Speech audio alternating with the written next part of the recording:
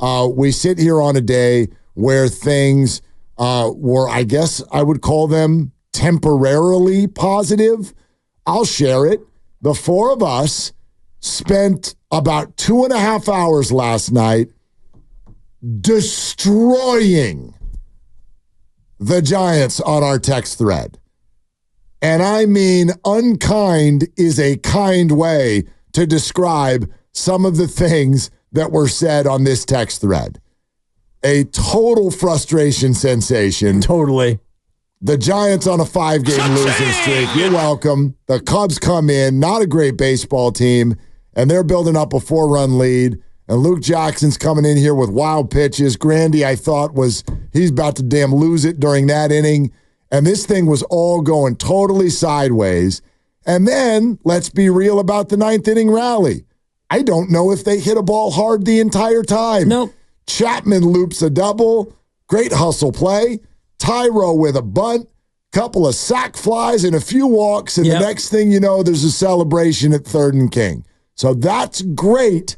But it felt very ... to me. A lot ... Let me just read some of the words. Please. I don't want to blast anybody in particular because we all were in our bag, but one person used the word garbage. Then somebody said stink.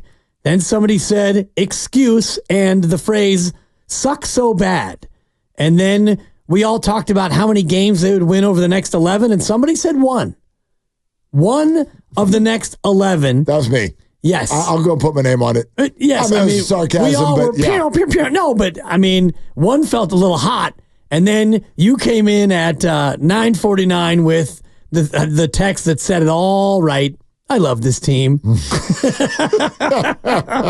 we all were, and then Mark Grandy with an expletive about the Cubs, and he's not wrong. Yeah. Because talk about embarrassing, and he was right. The Cubs gave that to the Giants. They gave it to them. They're walking people in the 9th inning, and, even some of the defensive plays, letting Nick Ahmed move up to second base on a sac fly. Yeah, the Cubs were a comedy of errors in the 9th, and it's wonderful that the Giants took advantage, and that's great, and maybe it's a start of something, and Mason Black just got called up. Like, I do have sympathy for the Giants. They have no starting pitchers. Good God, they've got no starting pitchers. That's crazy. They've got Logan Webb. They've got Jordan Hicks, who is starting to show some potential signs of fatigue, and that's it.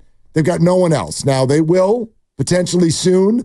Snell is at Sacramento. Robbie Ray's already at Sacramento. Lamont Wade's at Sacramento. This could be a very different baseball team in 10 days. I feel like you're rushing Snell. You should probably wait on mentioning him as far as being ready to go. He is in Sac. That is a fact. Well, he's actually in San Francisco. Well, apparently. He was just throwing weighted balls. Well, his rehab assignment, he's not going to pitch on back-to-back days, but he is pitching for the River Cats as of yesterday. In theory.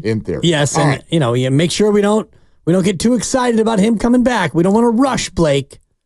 What are you saying, Dibs? It sounds like you're trying to say something. What I'm trying to say is that this whole situation is embarrassing for Blake Snell and for the Giants because either they are rushing him because they have no starting pitching, and why don't you have more starting pitching? Because they're all hurt. And you signed guys who were hurt.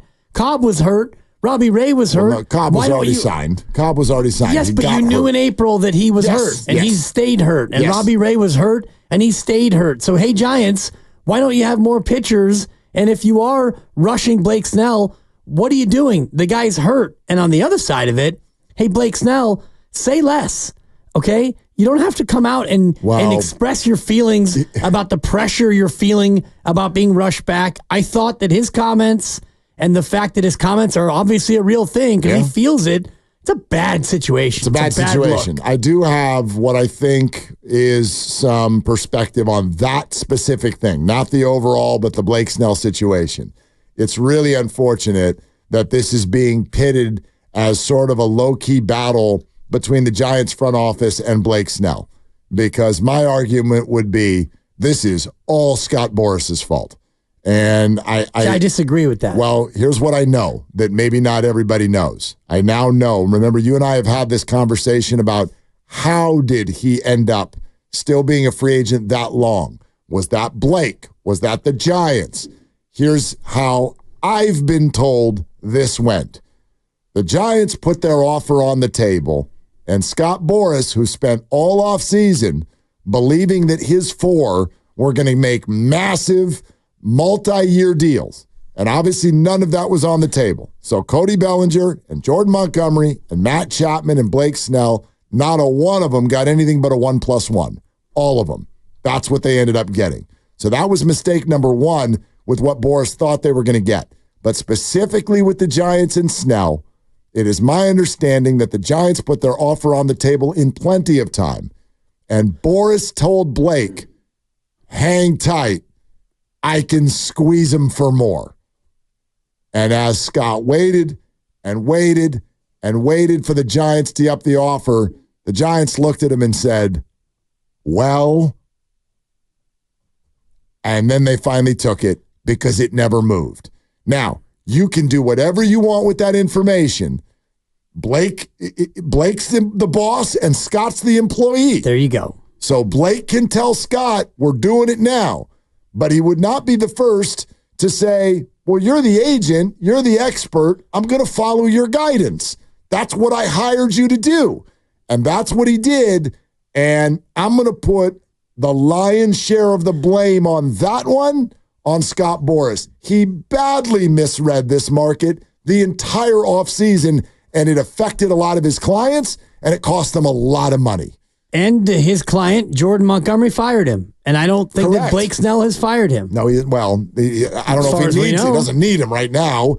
But right. We'll see what he does at the end of this year. Well, he needed him back in March. And, Blake Snell, his job is to be fit and ready to go when you do sign a deal. That's correct. Ultimately, if you want to be in spring training, because spring training is important, then you go to spring training and you tell your agent, get the deal done. Or if the agent's not getting the deal done, you fire the agent. So you can blame the agent.